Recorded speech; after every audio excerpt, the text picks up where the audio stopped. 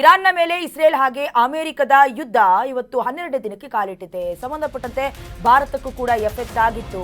ಹಾಗೆ ಜೈಶಂಕರ್ ಅವರು ಕೂಡ ನಿನ್ನೆ ಮಾತನಾಡಿದ್ರು. ಯಾವ ವಿಚಾರಕ್ಕೆ? ಭಾರತಕ್ಕೆ ಹಡಗುಗಳ ಸಂಚಾರದ ವಿಚಾರಕ್ಕೆ. ಈಗ ಅಂತಾರಾಷ್ಟ್ರೀಯ ಮಟ್ಟದಲ್ಲಿ ಭಾರತಕ್ಕೆ ಈ ಸಂಬಂಧ ಗೆಲುವು ಸಿಕ್ಕಿದೆ. ಭಾರತಕ್ಕೆ ರಾಜತಾಂತ್ರಿಕವಾಗಿ ಗೆಲುವು ಸಿಕ್ಕಿದೆ. ಭಾರತದ ಹಡಗುಗಳ ಸಂಚಾರಕ್ಕೆ ಅಸ್ತು ಅನ್ನಲಾಗಿದೆ. ಹೊರ್ಮುಜ್ ಜಲಸಂಧಿ ಸಂಚಾರಕ್ಕೆ ಮುಕ್ತವಾಗಿದೆ. ಹಡಗುಗಳ ಸಂಚಾರಕ್ಕೆ ಅಸ್ತು ಅಂದಿದೆ ಇರಾನ್.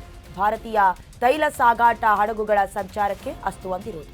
ಪುಷ್ಪಕ್ ಪರಿಮಳ ಹಡಗುಗಳ ಸಂಚಾರಕ್ಕೆ ಅಸ್ತು ಅಂದಿರೋದು. ಮೊನ್ನೆ ತಾನೆ ಇರಾನ್ ಜೊತೆ ಚರ್ಚೆ ಮಾಡಿದ್ರು ಜೈಶಂಕರ್. ಈಗಾಗಲೇ ಅಕ್ಷರಶಃ ನಲುಗೋಗ್ತಾ ಇತ್ತು ಭಾರತ. ನಿಮಗೆ ಗೊತ್ತಿರೋ ಹಾಗೆ ಅಂತಾರಾಷ್ಟ್ರೀಯ ಮಟ್ಟದಲ್ಲಿ ಈಗ ಭಾರತಕ್ಕೆ ಗೆಲುವು ಸಿಕ್ಕಿರೋದು.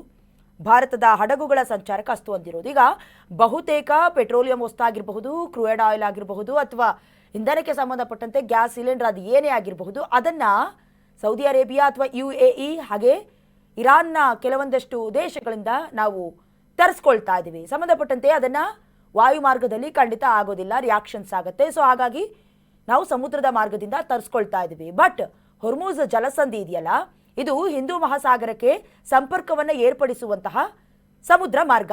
ಬಟ್ ಯಾವಾಗ ಇಸ್ರೇಲ್ ಮತ್ತು ಅಮೆರಿಕ ಇರಾನ್ನ ಮೇಲೆ ಮುಗಿಬೀಳ್ತು, ಆ ಸಂದರ್ಭದಲ್ಲಿ ಕಂಪ್ಲೀಟ್ ಆಗಿ ಆ ಜಲಸಂಧಿಯನ್ನು ಬಂದ್ ಮಾಡಿತ್ತು.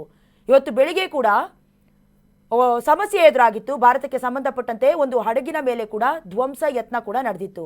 ಅದಾದ ಮೇಲೆ ಮುಂದೇನಪ್ಪ ಅಂತ ತಲೆ ಕೆಡಿಸಿಕೊಳ್ಳುವ ಹೊತ್ನಲ್ಲೇ, ಜೊತೆಗೆ ಈಗ 1 to ಡಬಲ್ ದುಡ್ಡು ಕೊಡ್ತೀವಿ ಅಂತ ಹೇಳಿದ್ರು ಕೂಡ ಸಿಲಿಂಡರ್ ಸಿಗ್ತಾ ಇಲ್ಲ. ಜೊತೆಗೆ ತೈಲ ಬೆಲೆ ಕೂಡ ಮೊನ್ನೆ 60 ರೂಪಾಯಿ ಇದ್ದಿದ್ದು ನೆನ್ನೆ 85 ರೂಪಾಯಿ ಆಗಿತ್ತು. ಇವತ್ತು 100 ರೂಪಾಯಿ ಗಡಿ ದಾಟಿದ್ರು ಕೂಡ ಅದೇನು ಆಶ್ಚರ್ಯ ಪಡುವಂಥ ಹೊತ್ತಿನಲ್ಲಿ ನಾವಿಲ್ಲ. ಸಂಬಂಧಪಟ್ಟಂತೆ ಈಗಾಗಲೇ ಅಮೆರಿಕ, ಇಸ್ರೇಲ್, ಇರಾನ್ ನಡುವಿನ ಸಂಘರ್ಷದ ನಡುವೆ ಕೇಂದ್ರ ವಿದೇಶಾಂಗ ಸಚಿವ ಎಸ್ ಜೈಶಂಕರ್ ಅವರು ಇರಾನಿನ ವಿದೇಶಾಂಗ ಸಚಿವ ಸೈಯದ್ ಅಬ್ಬಾಸ್ ಅವರ್ಚಿ ಅವರೊಂದಿಗೆ ಫೋನ್ ಸಂಭಾಷಣೆಯನ್ನು ನಡೆಸಿದ್ರು. ಹೊರ್ಮುಜ್ ಜಲಸಂಧಿಯ ನಿರ್ಬಂಧದ ಹಿನ್ನೆಲೆ ಭಾರತದಲ್ಲಿ ಇಂಧನ ಭದ್ರತೆಯನ್ನು ರಕ್ಷಣೆ ಮಾಡಬೇಕು. ಹಾಗಾಗಿ ಉಭಯ ನಾಯಕರ ನಡುವೆ ಮಹತ್ವದ ಚರ್ಚೆ ಕೂಡ ಈ ಸಂಬಂಧ ನಡೆಯಿತು.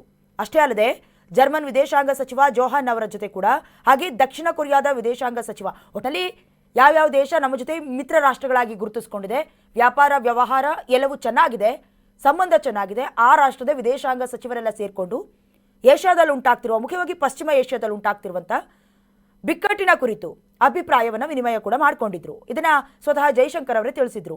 ಅದಾದ ನಂತರದಲ್ಲಿ ಸಂಘರ್ಷದಿಂದ ನಡೀತಾ ಇರುವಂಥ ಬೆಳವಣಿಗೆ ನಮಗೆ ಗೊತ್ತೇ ಇದೆ. ಒಂದು ಕಡೆ ಕಚ್ಚಾ ತೈಲ ಸಿಗ್ತಿಲ್ಲ, ಮತ್ತೊಂದು ಕಡೆ ಗ್ಯಾಸ್ ಸಮಸ್ಯೆ, ಅದನ್ನೇ ಅವಲಂಬಿತವಾಗಿರುವಂತಹ ಹೋಟೆಲು, ರೆಸ್ಟೋರೆಂಟು, PG, ಕ್ಯಾಟ್ರಿಂಗು ಹಾಗೆ ದೇಗುಲಗಳಿಗೂ ಕೂಡ ಎಫೆಕ್ಟ್ ಆಗ್ತಾ ಇತ್ತು. ಹಾಗಾಗಿ ಸದಾ ನಾವು ನಿಮ್ಮ ಜೊತೆ ಸಂಪರ್ಕದಲ್ಲಿರ್ತೀವಿ ಅನ್ನೋದಾಗಿ ಕೂಡ ಒಪ್ಪಿಗೆಯನ್ನು ಕೊಟ್ಟಿದ್ರು ಬೇರೆ ಬೇರೆ ದೇಶದ ವಿದೇಶಾಂಗ ಸಚಿವರು.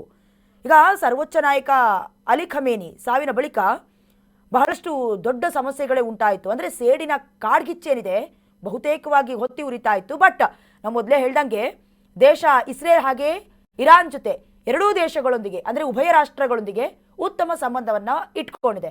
ಅದು ರಫ್ತಾಗಿರಬಹುದು ಅಥವಾ ಆಮದಾಗಿರಬಹುದು. ಒಂದು ಕಡೆ ಕಂಪ್ಲೀಟ್ ಆಗಿ ಆ ದೇಶದವರು ಕೂಡ ನಾವೇನು ರಫ್ತು ಮಾಡೋದಿಲ್ಲ, ಏನು ಆಮದು ಮಾಡ್ಕೊಳ್ಳೋದಿಲ್ಲ ಅಂತ ಹೇಳ್ಕೊಳ್ಳೋದಕ್ಕೆ ಬರೋದಿಲ್ಲ. ಪ್ರತಿಯೊಂದು ದೇಶವೂ ಕೂಡ depend upon the other country ಅನ್ನೋ ಹಾಗೆ ಎಲ್ಲ ದೇಶಗಳ ಮೇಲೆ ಡಿಪೆಂಡ್ ಆಗಿರ್ತವೆ. ಸೊ ಹಾಗಾಗಿ ಈ ಎಲ್ಲ ಸಮಸ್ಯೆಗಳಿಗೆ ಸದ್ಯದ ಮಟ್ಟಿಗೆ ರಾಜತಾಂತ್ರಿಕ ಗೆಲುವು ಸಿಕ್ಕಿರೋದು ಗೊತ್ತಾಗ್ತಾ ಇದೆ. ಪುಷ್ಪಕ್ ಪರಿಮಳ ಹಡಗುಗಳ ಸಂಚಾರಕ್ಕೆ ಅಸ್ತು ಅಂದಿದ್ದಾರೆ.